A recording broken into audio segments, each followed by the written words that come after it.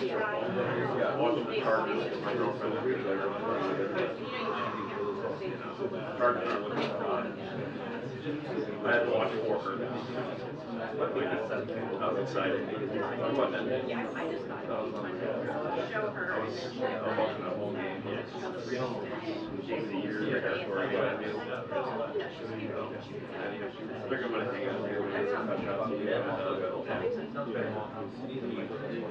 Sorry, the audio on camera. Different video. Love it. I was like, he does a lot. No, I'm seeing it. I'm not.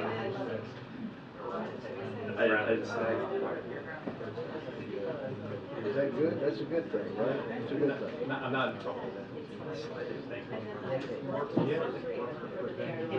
I didn't know the way back. Yay! January. We're almost in the red zone. That's exciting. Only a little bit terrible. I think the Zeke may be sleeping in busy.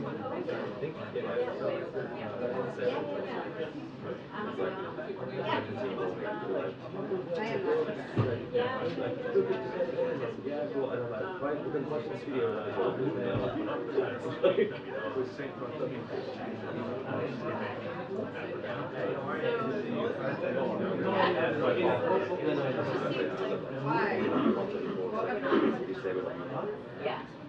Attention, the press briefing will begin in 2 minutes. The press briefing will begin in 2 minutes. Thank you. I mean, I don't think they are, but I don't know.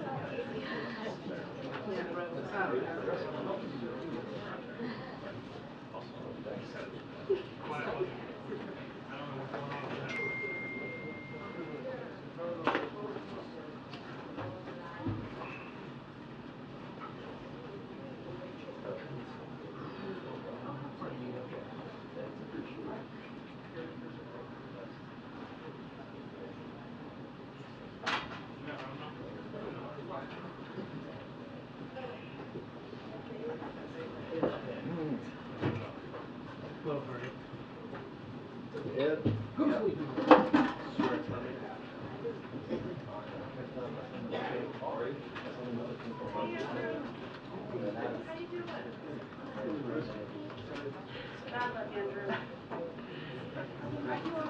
Thanks for talking to the kids.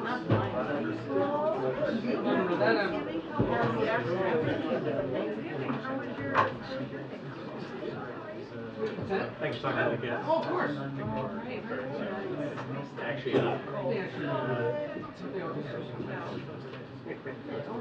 you're making a cameo appearance in the next class because I have a photo where you're trying to talk to class.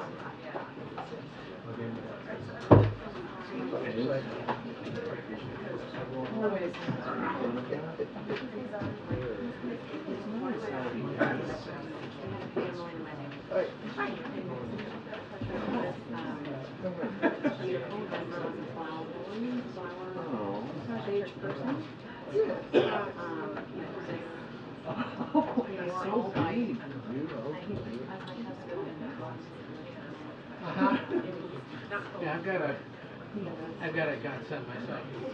A dirty blonde. Oh yeah, I remember that. First try.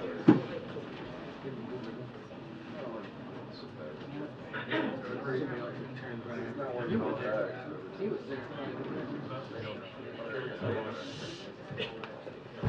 Good afternoon, everyone. Hope everyone had a restful and lovely Thanksgiving holiday. It's good to see everybody. A couple things at the top before I turn it over.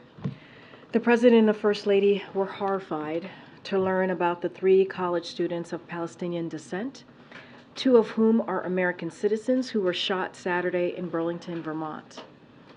The President continues to receive updates from his team about the ongoing investigation.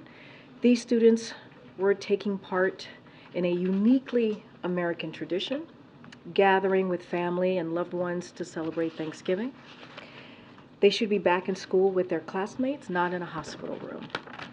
The President, First Lady, and everyone here at the White House join Americans across the country in praying for their full recovery and we send our deepest condolences to their families and the broader Palestinian, Arab, and Muslim American communities. While we are waiting for more facts, we know this: there is absolutely, absolutely no place for violence or hate in America. No person should worry about being targeted while going about their daily lives. And far too many Americans know a family member injured or killed as a result of gun violence. We cannot and we will not accept that. Our thanks go to the Burlington Police Department, the FBI, AFT, and other law enforcement partners for their swift work identifying and arresting a suspect last night. Now on to the news of the day and what you're going to hear from the President in a couple of hours. So I want to say a few words here about what the President has been doing to work in lowering costs. This holiday season, families are seeing lower prices on everyday items from gas to groceries. As holiday shopping starts, shelves are stocked and prices for toys, TVs, and used vehicles are all down from last year. And we just saw record Black Friday sales. In a couple of hours, President Biden will announce 30 new actions to strengthen supply chains and make sure families get the products they need when they need them. That includes creating the Council on Supply Chain Resilience, invoking the Defense Production Act to mitigate drug shortages, making new investments in clean energy and our food systems, and improving supply chain monitoring. These actions build on President Biden's previous work to improve supply chains, signing an executive order to get goods moving again, establishing the Supply Chain Disruption Task Force, and investing in our transportation and industries of the future through the Bipartisan Infrastructure Law, CHIPS Act, and Inflation Reduction Act. This work helped unsnarl supply chains and lower inflation. On Thanksgiving 2021, more than 100 container ships were waiting to dock at U.S. ports. This Thanksgiving, it was just 8. And supply chain pressures have declined from record highs to a record low. As the graph behind me shows, inflation has fallen as supply chain pressures have eased. Republicans in Congress want to undo that progress by cutting investments in infrastructure, manufacturing, and also workers. That will offshore jobs and make our supply chains more vulnerable. And they want to cut Social Security, Medicare, and Medicaid while providing giveaways to the wealthy and big corporations. Now, the President won't let that happen. He's lowering costs for hardworking families, not for millionaires and billionaires. And finally, while we're talking about lowering costs for American people, I also want to highlight the President's work to bring down the cost of health care.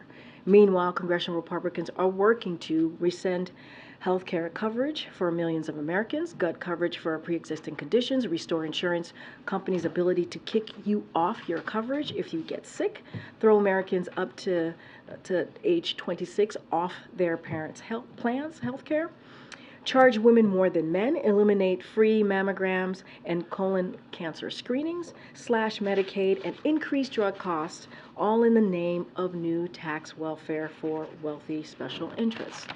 This tax welfare could further hurt people by expanding the deficit and worsening inflation. This is unacceptable. We will not stand for this. We need to be asking the wealthy to pay their fair share so we can invest in lower costs for hardworking families, not selling hardworking families out with higher cost healthcare costs so the wealthy can gain a new tax windfall. And with that, I have John Kirby here. The Admiral's here to give an update on what's happening in the Middle East and take any other foreign policy questions you may have. All right. Good afternoon, everybody. So just right at the top, of course, we welcome the announcement just a little bit ago, I think in the last hour or so, by Qatar, that the humanitarian pause in Gaza, now in its 4th day, will be extended for another 2 days through Thursday morning Israel time. This humanitarian pause has already brought a halt to the fighting, together with a surge of humanitarian assistance. Now, in order to extend the pause, Hamas has committed to releasing another 20 women and children over the next 2 days. We would, of course, hope to see the pause extended further and that will depend upon Hamas continuing to release hostages.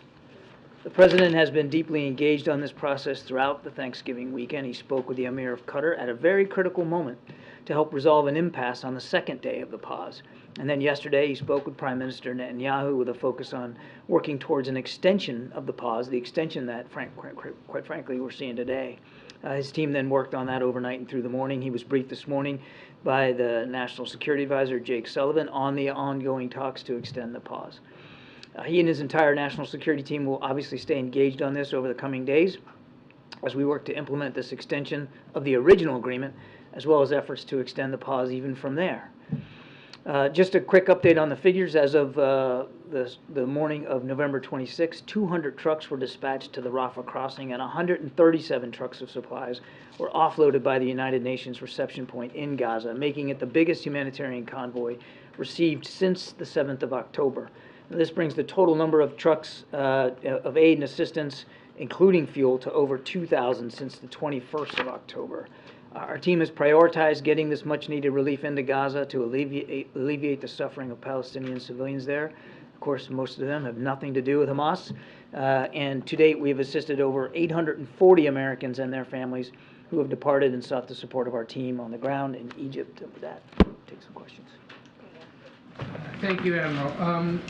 A few things here. The President called conditional aid for Israel a worthwhile thought. Is he actually considering conditioning aid or not? What he also said, right after acknowledging that it was a worthwhile thought, was that the approach he has chosen to take so far has produced results and outcomes. Many of them I just walked you through in my opening statement. So the approach that we're taking with Israel, and quite frankly with our partners in the region, is working. It's getting aid in to people that need it. It's getting a pause in the fighting. It's getting hostages out. It's getting Americans out. And quite frankly, we continue to urge and will continue to urge the Israelis as they conduct military operations to do so with the utmost care for innocent civilian life. The Democrats in his party who say we need to start conditioning aid going forward, what would he say then? I think he would say exactly what he said to y'all yesterday when he got asked this question. It's a worthwhile thought, but the approach that I'm taking now is working. The approach that we're taking now is working. It's getting results. The increasing dangers to U.S. military personnel in the Gulf. I know you outlined in a series of appearances this morning what happened, but are we to continue seeing this sort of, well, let me put it this way, is that strategy of dealing with it as it happens going to continue to be the strategy? You've seen some say there should perhaps be a more robust response to these ongoing attacks, whether it's from Iranian-backed militias in Syria or Iraq, whether it's the Houthis.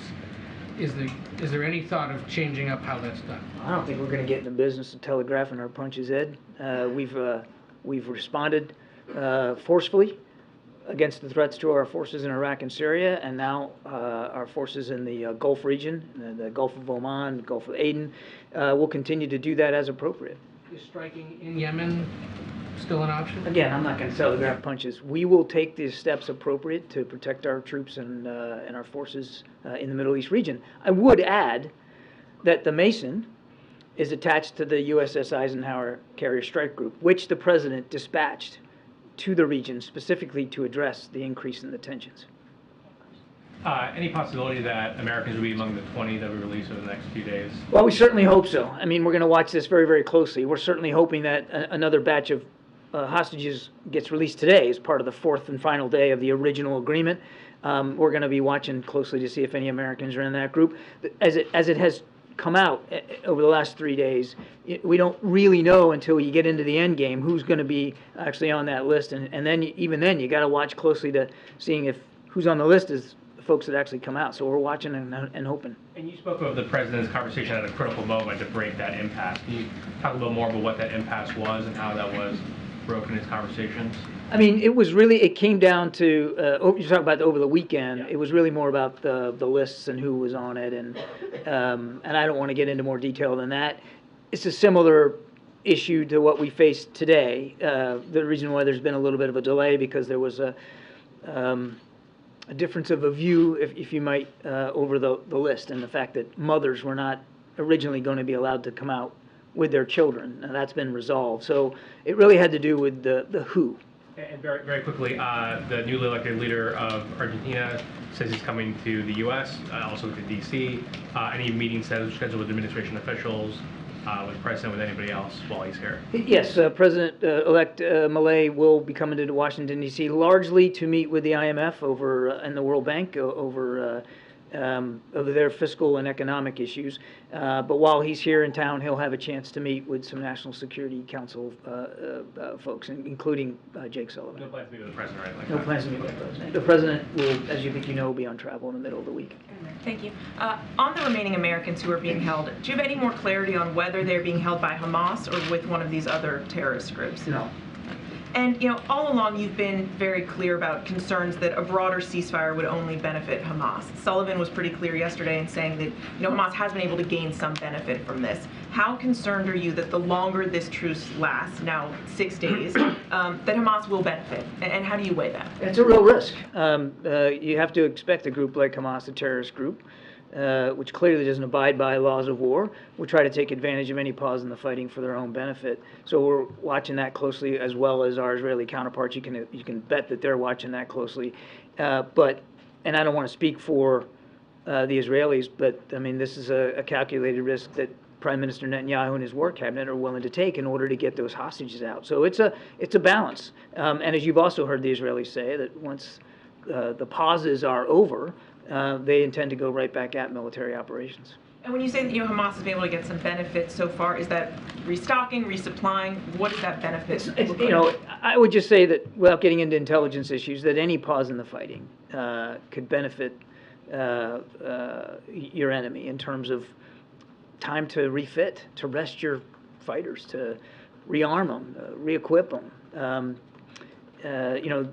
A pause in the fighting can be seen as a benefit. But I want to stress, and this was always part of the calculus, any discussion of pauses was always part of the calculus, that Hamas might try to benefit from it. But so too have the Israeli people benefited by the return of their loved ones and hostages. So too have the American people benefited now with little Abigail back with her family. So again, it's a balance. Again, I won't speak for the Israeli Defense Forces, but when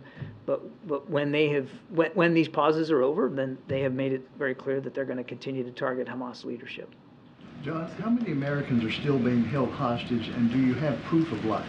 We think the number is, it's less than 10, probably in the neighborhood of, about 8 to 9.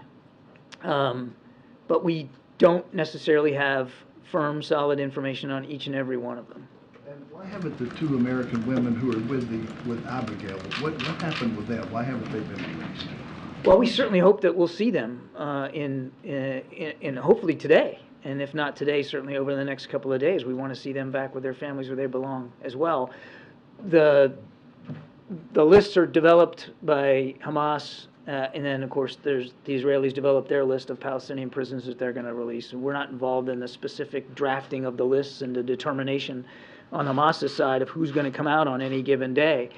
Obviously, we want to see those 2 American women released as soon as possible. And the truce being extended 2 days, what happens now? Do you want to get like 3 days next, or a permanent truce?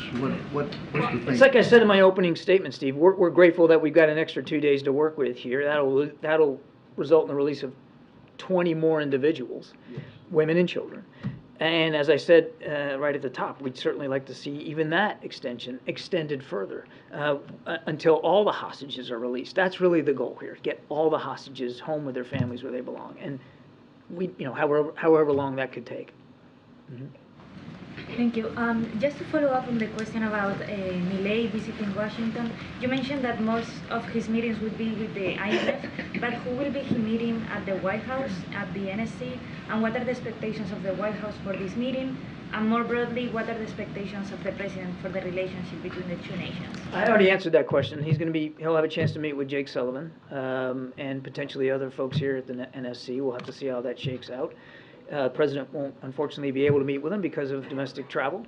But obviously, we want to continue to look for ways to cooperate with Argentina. Argentina is a healthy and vibrant partner in this hemisphere on many, many issues. And so we're looking forward to obviously hearing what the president-elect's ideas are and where he wants to go on policy issues, and making sure that we have a chance to keep that line of channel communication open. John, I want to go to Africa and the Congo, if you will. Updates after the visit from DNI head, National Security and State. And also, maybe connecting this with the president's meeting with the president of Angola on trade that deals with the Congo and Zambia. Is that playing a part in also trying to stabilize the frictions there, to try to quell all the violence there? I don't really have an update for you on the Congo, April. The president is looking forward to meeting with the president of Angola later this week on Thursday. There's certainly a wide range of issues to discuss in terms of our bilateral relations and the situation on the continent. I won't get too far ahead of that meeting, but he's looking forward to that. And I will take your question back on specifically on the Congo. I just don't have an update for you. Well, and specifically on the Congo, because there are a lot of people out here trying to find out what's going on, especially it's one of the worst humanitarian crises that has been reported in Africa and all over the world. People are looking for more information on that one as well, please. Yeah, no, I understand. Let me take your question. Yeah. Thank you. John, can you give us a little more details on this upcoming visit of President Lorenzo? Is President Biden excited to receive President Lorenzo, and what more can we expect from this meeting between Joe Biden and President Lorenzo?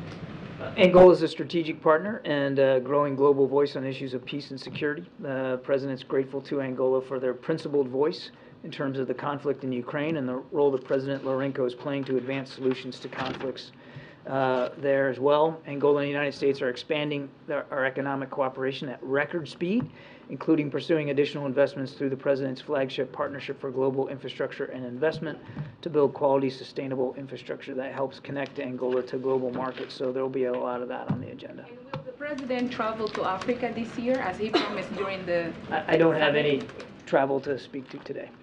Thanks, Apple. Just going back to the extension of the truce, is there any chance, or is there any chance that it could be, further extended, or do you think is it inevitable that, hostilities are going to resume? Do you think? Well, we certainly want to see it extended. As I said right at the opening, we're going to keep working for an extension to the pause again. Absolutely, that's what we want. We want to see all the hostages out, and this is the best way to get them out. Do you think there's any chance that Israel may decide not to? There's any chance that they may halt the offensive, that they're offensive, or? The Israelis have been pretty clear that once the pauses are complete and the hostage exchanges are over, that they intend to continue their military operations against Hamas. John, what has the U.S. learned about how the now returned hostages were treated in captivity? I don't know that we have a lot of specific information about all of them. Remember, Abigail's the only American citizen of the ones that have been released. I think they're all, the main priority is to get them the medical care that they need. We have to assume that they have medical needs, all of them in some form or fashion. And then getting a chance to get reunited with their families. And then I think at some point, Israeli officials will start to ask them about information about their captivity, but I would leave it to these individuals and the Israeli government to speak to what that looked like. I think it's a safe assumption. I mean, they were taken against their will and in violent circumstances, that this had to have been a harrowing experience for them.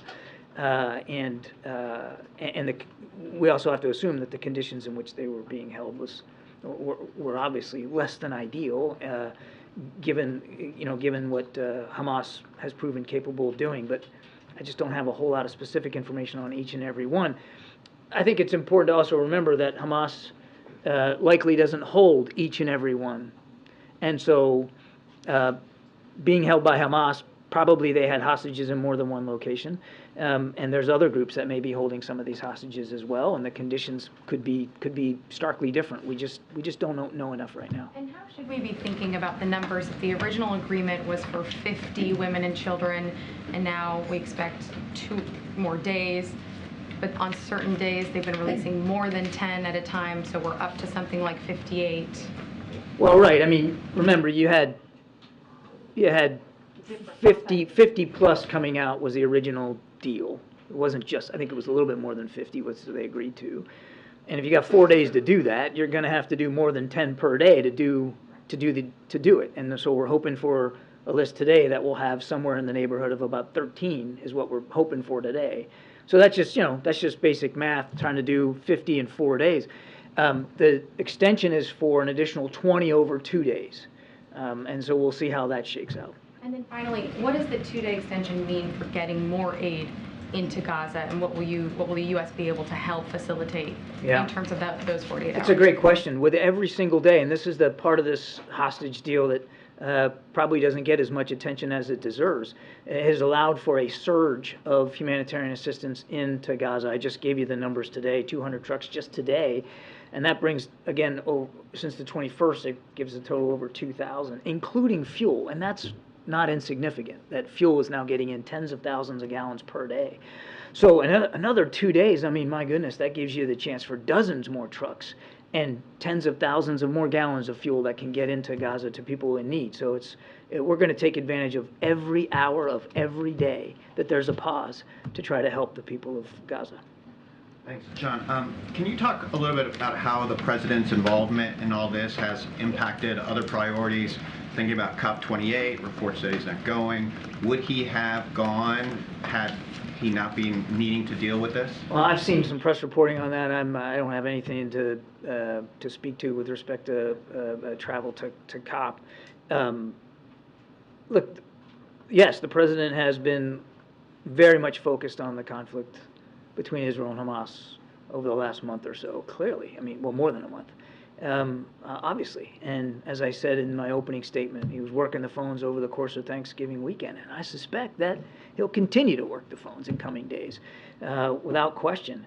But at the same time, he's also working across a range of issues. I mean, Karine just laid out for you what he's doing on the economic front here at home, and in the middle of meeting with President Xi in San Francisco, he was also calling the Emir of Qatar and Prime Minister Netanyahu, and didn't stop him from dealing with issues of Indo-Pacific security. He's the commander-in-chief, which means he has global responsibilities, and the president is more than capable of handling them on any given day. May I also ask how the concerns here domestically, the calls for a ceasefire, the anger about violence, has impacted the president's discussions these last few days? And also, like, how does he hope, and how does the administration hope, the pause and the extra trucks that are coming in that you're talking about, does he hope that will quell some of the anger? Does the administration hope that will quell the anger, ease some of the pain that the country is feeling? The president understands that there's strong feelings here on multiple sides. He understands that. He respects that. There's strong feelings. He also believes, right down to his core, that the approach we've been taking has been getting results. It has helped enable Israel to deal with what is, quite frankly, a genocidal threat to their existence by Hamas, by giving them some additional security assistance, and, quite frankly, sharing with them our perspectives and advice and counsel on the conduct of military operations, to do so in a way that is as careful and deliberate as possible, obviously with the acknowledgement that these are their operations to plan and execute and speak to. At the same time, he has literally personally led, an incredible surge of humanitarian assistance. No other nation but the United States, and no other leader but Joe Biden, has done as much. Now, I say that with full acknowledgement that we couldn't have done this without the assistance of partners, the Emir of Qatar, Prime Minister Netanyahu, and President Sisi of Egypt, and King Abdullah of Jordan. A lot of help on the ground. I don't mean to discount that, but the president has been in a personal leadership role here in terms of getting humanitarian assistance in. And we have been able to get now much more over the last few days than we were even in the last couple of weeks, as well as the removal of individuals out of Gaza and out of harm's way. 850 Americans, as well as hundreds of others from other countries, and of course all these hostages that we're now seeing. All of that is the result of a lot of personal leadership and involvement and engagement by President Biden. No question about that. I mean, even the Prime Minister's office said as recently as today how critical President Biden's leadership has been. So as long as our approach is getting results, I think you can expect that the President's going to continue to follow that approach. In his conversations with his counterparts, has the President received any reassurances that the 2 American women will be released today, and if not today, in the next 2 days? We hope that they will be released today, but we won't know until we see the list and we see who actually comes across. We want to get them released right away. When do you expect to see the list, and are there any holdups that you are still working through now? I'm not aware of any other additional holdups now that the one sticking point was whether 2 mothers could come out with their children. It looks like that has been resolved, and they will be. I mean, my goodness, I mean, we're talking about letting little kids go without their moms. So that got resolved, and that's a good thing. But again, we'll have to see. We won't really know who comes out, regardless of the list itself, until you actually get them on the other side, on the receiving end, and can identify them and know, in fact, that who you have is who you thought you would have. Do you have any information on the conditions of the other American hostages? No, I think Steve asked that question. I don't have any more information. And lastly, have negotiations started about the next phase of the release, and that would include men? Well, right now, we're focused on this extension here for 20 more hostages over the course of 2 days, and as I said in my opening statement, that extension applies only to women and children. So we're going to focus this a piece at a time. We're glad that we got to day 4 here. We won't breathe a sigh of relief until we know we've got today's hostages out. And the team is already working, our team working with our partners in the region, already working on this 2-day extension for 20 more.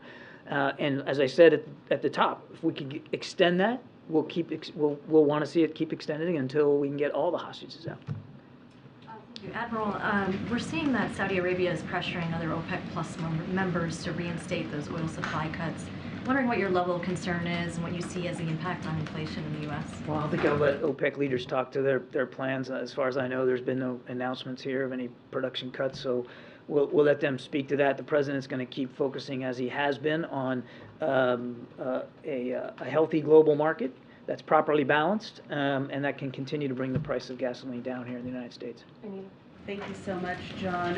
CENTCOM is reporting that the carrier strike group Eisenhower has entered the Arabian Gulf. What message is Washington trying to send to Tehran with this? Does this mean that they're not heeding the call to not widen the conflict? The great thing about aircraft carriers is they can move around pretty easily, and we move them around as needed to demonstrate our commitment to our national security interest in the region.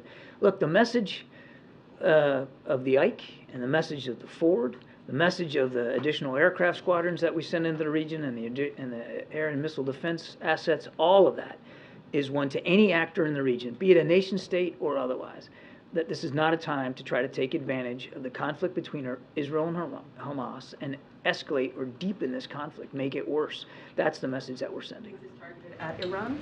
It's targeted at any actor in the region, nation state or otherwise, that might have considerations of widening this conflict.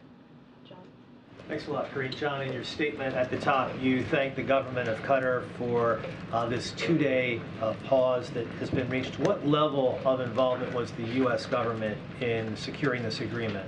Very much so. I also mentioned in my opening statement that President Biden has been personally involved in getting the original deal in place and loosening up a snag that happened over the weekend, as well as working with partners, Qatar and Israel specifically, in the last 24 to 48 hours to get this extension announced. Congress comes back tomorrow. What's the priority level for securing those aid packages for both Israel and Ukraine? Very, very high, John. I mean, we desperately need the supplemental funding that the President asked for. And I would remind members of Congress as they come back to work that the figures in that supplemental request are well informed by our Ukrainian partners and our Israeli partners. We didn't just pull those figures out of thin air. It was very much in keeping with what our partners have told us they need for the coming months. And in both cases, the runway keeps getting shorter and shorter. You've seen that in the case of Ukraine, the drawdown packages that we've been providing are now at smaller increments in terms of how much money is being allocated, because we just don't have the flexibility that we once had in terms of the amount of aid that can be given in each and every package. And look, we're in a critical time here. Winter months are upon us. They're upon the Ukrainian army particularly, and it's going to be tougher and tougher for them to conduct operations when the weather gets less conducive to do so. So we hope that when Congress comes back to work, that they'll act with the same sense of alacrity that we've been trying to act in terms of getting that supplemental through. There was reports saying that the president said that he's sorry and he's disappointed in himself after meeting with the Muslim leaders. Do you think that the president could have done more to show sympathy towards Palestinian civilians or being seen as even-handed? I'm not going to discuss reports of private meetings. As I said earlier, the president understands there's strong feelings here on all sides. And as he's also said publicly, he doesn't want to see any more innocent civilians killed or wounded as a result of the fighting in Gaza. Not one. I mean, the right number of civilian casualties is 0. We understand there have been many, many thousands of them. And we understand that with each and every one of those data points as a grieving family, the president understands that. And that's why we're going to continue to urge our Israeli counterparts as they go back, they plan to go back to military operations, that they do it in the most discreet, deliberate, careful, cautious way possible. The declared aim of this war by the Israelis is to destroy Hamas and to kill its leaders. One of its leaders is Yahya Sinwar. He's the guy who signs on the hostage deal. Yeah, I know he is. Can you explain this complexity of, on one hand, Israel wanted him dead, but at the same time, he's the one who decides how many hostages are going to be released. I mean, just help us to understand how complex is that, and is this a way to? Is this like a strategy to keep from Hamas to keep on releasing less hostages on the hope that he won't be targeted or will be? You're asking me to kind of get into the psychology of Hamas, and I'm just not going to do that. What I can tell you is that the Israelis have a right and a responsibility to go after this threat posed by Hamas, and certainly as a part of doing that, to go after their leadership, which they have done. And they have talked about the leadership that they have been able to take off the battlefield of Hamas. It's a strategy that we executed ourselves against ISIS and against Al-Qaeda. There's a logic to going after the leadership of a network. But in the meantime, there are Hamas political leaders that Qatar has connections with and communications with that they are working with to secure the release of these hostages. Last question. Thanks, Karine. Just to follow up on the worthwhile thought remark that the president made, I understand he also said he's standing by his approach, but was he saying that he's open to conditioning aid in the future as well, given that this is something he described in that way? I'm not going to get ahead of the president on this. I think he was very clear. Yes, it's a worthwhile fight. He acknowledged that. But he also said, in the same breath, that the approach that we've been taking thus far has produced outcomes and results that have not only benefited the Israeli people in terms of their security, but the people of Gaza in terms of humanitarian assistance and the release of so many Americans now just to walk out through the Rafah crossing. So we're going to keep working on those approaches, on results-based approaches. Thank you, Admiral. Thank you, sir. Question. Thank you so much. Thanks, Admiral. Sorry, guys, we're running out of time. Okay. Chris, do you want to? Yeah, just want to see if you have any update on the supplemental funding conversations right now. How are the negotiations going? When do you have to resolution? So I certainly don't have an update. That is, conversations obviously are happening on the Hill on the supplemental funding. I think you just heard that it's a priority for us, both the domestic and also the national security. We've made very clear that those are emergency asks that we have.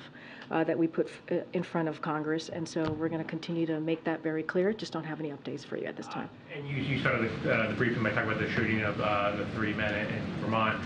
The White House has started, efforts to fight anti-Semitism, Islamophobia, and what more can you say about those efforts, given that we're continuing to see, allegations of hate crimes pop up? No, it's a great question, and what we're seeing, these hate crimes popping up is very concerning, obviously, to us, and this is something that the president, from very early of his administration, has taken on. When you think about groups who are under attack, and the president has said it is unacceptable. It is unacceptable. People should be able to live their lives, as I said at the top. And so we've taken a number of actions, this administration, recently to address the alarming rise of reported anti-Semitism and also Islamophobia. And we've talked about it over the past couple of weeks, but in recent months, DOJ published an updated threat response guide from the FBI aimed at telling people what steps to take if they receive a threat. The Department of Education released new resources aimed at addressing anti-Semitism and Islamophobia on college campuses, and that is also for not just college campuses, but from P through 12 schools as well. We also established the first ever national strategy to counter Islamophobia, and earlier this year, we released the National Strategy to Counter Anti-Semitism. So this remains a top priority for this president, and we will do everything that we can so that Americans who feel safe in their communities and are not under attack. I'm just going to continue to go around. Go ahead. Is the White House open to attaching any border policy changes to a supplemental to get it passed? So I'm not going to negotiate from here. We've made very clear that our request, our supplemental request as it relates to national security, how important it is and why we think it's important. And we've laid that out, had conversations with members of Congress. Obviously, there was H.R. 2 that was introduced by the House, and we said we did not agree with that. And Senate Republicans put forth a similar, I think exactly the same proposal. We did not agree with that. As it relates to negotiations that are currently happening in Senate with senators, right, both Republicans and Democrats, we're just not going to negotiate from But here. is it a non-starter? Would the White House not even entertain a border policy change? I'm just not going to get into negotiating from the podium. On the climate summit, the president attended COP in 2021, in 2022. Why not attend this year? And if he's not attending, will he be participating in some other form, like attending virtually? So don't have anything more to add to what the Admiral said at the podium as it relates to COP28. What I will say is that we're going to have a robust representation, obviously, and we expect to have a productive, it'll be productive. So we'll have Special Envoy John Kerry, National Climate Advisor Ali Zaidi, and Senior Advisor John Podesta, among others. We'll continue to build on the administration's historic actions to tackle the climate crisis. President Biden, as you all know, you've heard us say this over and over again, we believe led and has delivered the most ambitious climate agenda in history, both at home and obviously abroad, and we've been doing this since day one. So he's secured the largest climate investment ever, putting the U.S. on path to cut climate pollution in half by 2030, which is something we believe that we are on track on doing, protecting more than 21 million acres of public lands and waters. And so he's going to continue to rally not just world leaders, but obviously rally here as well and make sure that we put his climate ambition actions in the forefront. I just don't have any travel updates to announce at this time. Go ahead, Steve. Details of the Carter event tomorrow. Will the president make remarks? Will he see Jimmy Carter? So I do have a couple things to say about that. As you know, the president and the first lady and the vice president and the second gentleman are going to be attending tomorrow, the event tomorrow. As it relates to what the president's going to be doing, so certainly we're going to refer you to the Carter Center and the Carter family for specific details on the tribute service they have planned for the former First Lady, Rosalind Carter. The president and the First Lady obviously will not be delivering remarks, but as to anybody else speaking, we would refer you to certainly to the Carter Center. And as if the former president's going to be in attendance, again, we refer you to the Carter Center. But the president and the First Lady certainly look forward to being there and to offering their condolences and participating in the event by attending. Okay, Karen. Thanks, Karine. The president spoke yesterday with members of Abigail and Don's family. Can you tell us what that conversation was like for him?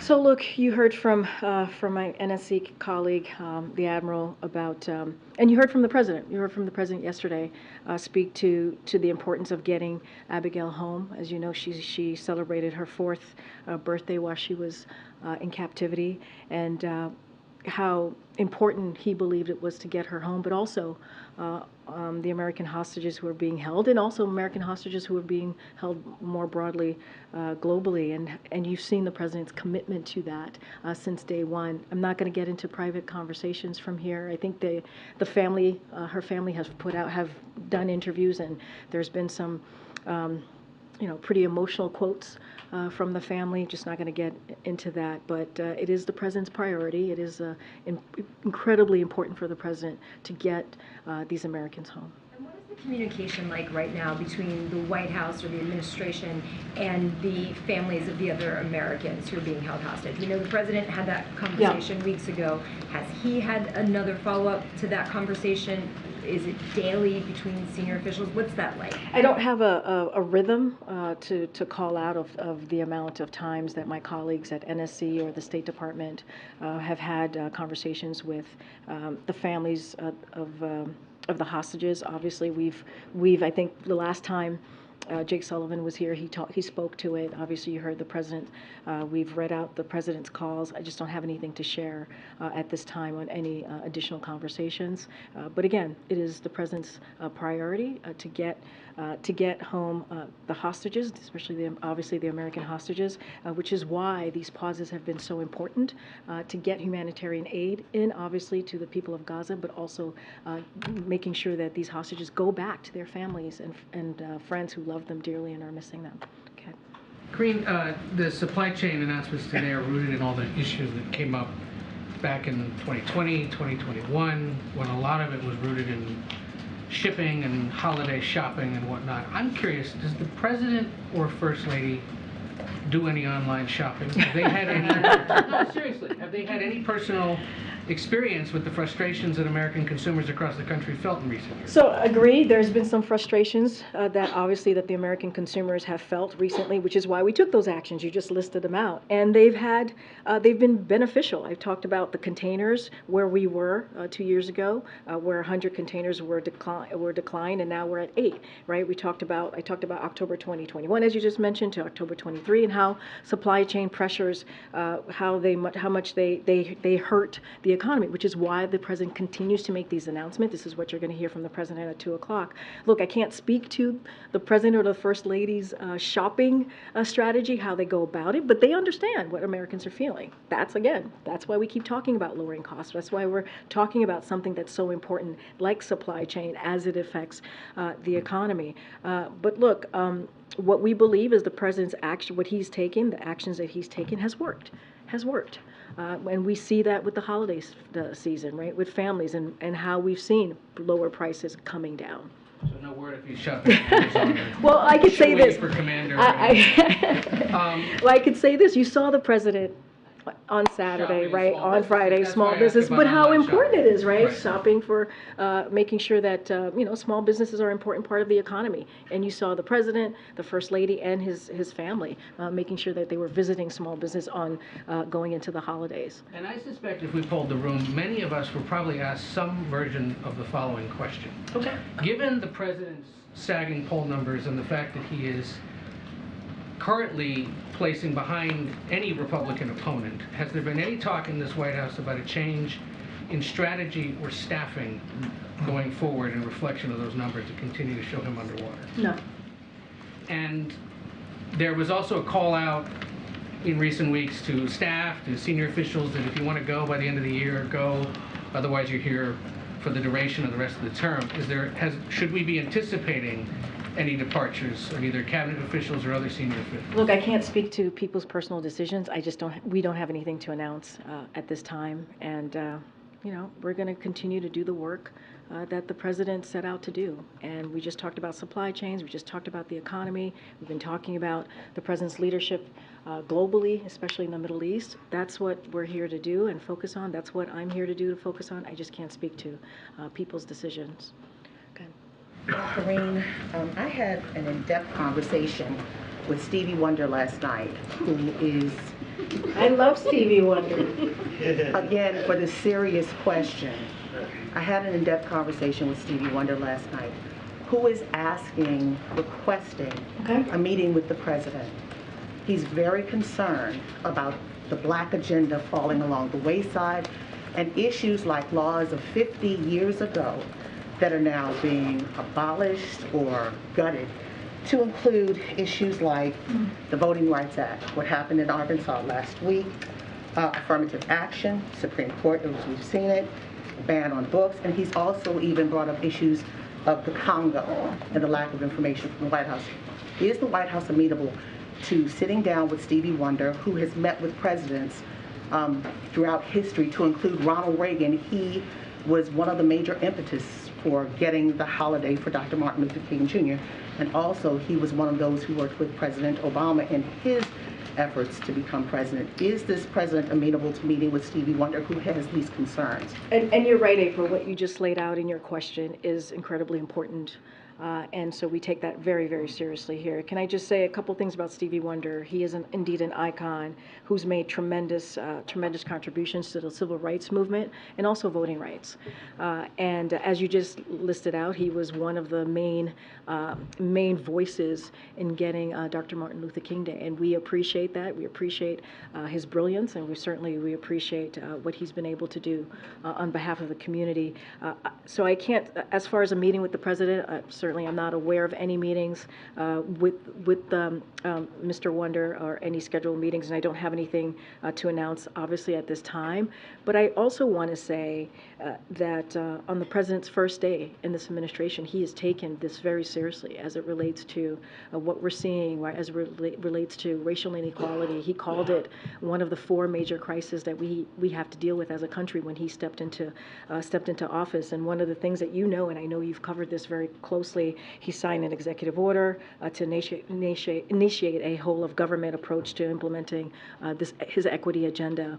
And a couple of things that he did. He worked to protect the right to vote through executive actions and continued to calls for legislation. Took executive actions on police reform when congressional Republicans would not sign the George Floyd Justice Policing Act. And so he's taken actions to make sure that we are protecting the right to vote.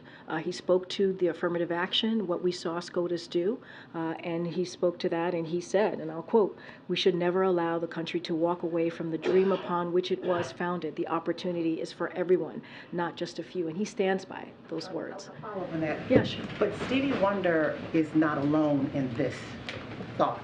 Obviously, yeah. Yeah, he's not alone in this thought. He's very upset. And he's even looking at this issue of courting black males.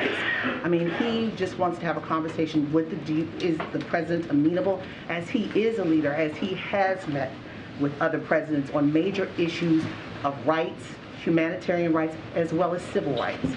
And look, you're right. It's not just an issue that Mr. Stevie Wonder has, right? As you know, we've met with civil rights leaders multiple times, the president himself, the vice president as well, and have sat in rooms listening to them and listening to their concerns, and also taking in their feedback. So we've taken this very seriously, very seriously. That's why we've taken the actions that we've had throughout the past almost 3 years in this administration. That's why we're going to continue to be vocal about the importance of making sure that we keep a door of opportunity for communities. That's why when you think about his economy, what he's put forth on his agenda and policy, when you think about all the policies that he's put forth, there's always been equity at the center of that. So this is something he takes seriously. Again, I don't have anything to share about a meeting with Mr. Stevie Wonder, but obviously this is something that both the president, the vice president, and also the first lady takes incredibly seriously, and you see that. You see that in the actions that we have taken, whether it's policy actions, whether it's speaking out and speaking up about what we're seeing from Republicans, extreme Republicans on the other side of Pennsylvania Avenue, and what they are trying to do in taking away voting rights, or what we've seen from the Supreme Court justice in taking away certainly affirmative action, which we think is incredibly important, and we're going to continue to speak to that. Seriously. Thanks, Karine. On lowering prices, you said earlier that the actions the president has taken have worked. So is it your sense that when people were home for Thanksgiving, catching up with their family members, they were saying to each other, can you believe how much more affordable things have gotten? So honestly, I wouldn't, I hear the question, but I want to make sure this is very clear. We take that very seriously. We take what families, the decisions that they make at their kitchen table, whether it's during Thanksgiving or whether it is every month as they're trying to make hard decisions about how they move forward with taking care of their family. We take that very seriously. It's not a joke to us. It is important to us. This is the president who talks about it in a very personal way when he talks about what families have to go through, working families, middle-class families, and that's why he's taking actions that he has. And so, look, the fact is, the data shows that the economy is improving. The data shows that households remain in a strong financial position. Household wealth is at a record high, with lower income households seeing the largest gain since the pandemic. Those are indeed what we're seeing. But we don't take lightly. We do not take lightly what Americans and families continue to feel. That's why the president at 2 o'clock is going to talk about what the actions that he's taking to continue to lower costs. But why do you think it is that when you say the economy is improving and President Biden says the economy is improving, that a majority of Americans outside of this building are not buying it? So here's the thing. When we walked into this administration, the economy was on a tailspin. That is the fact.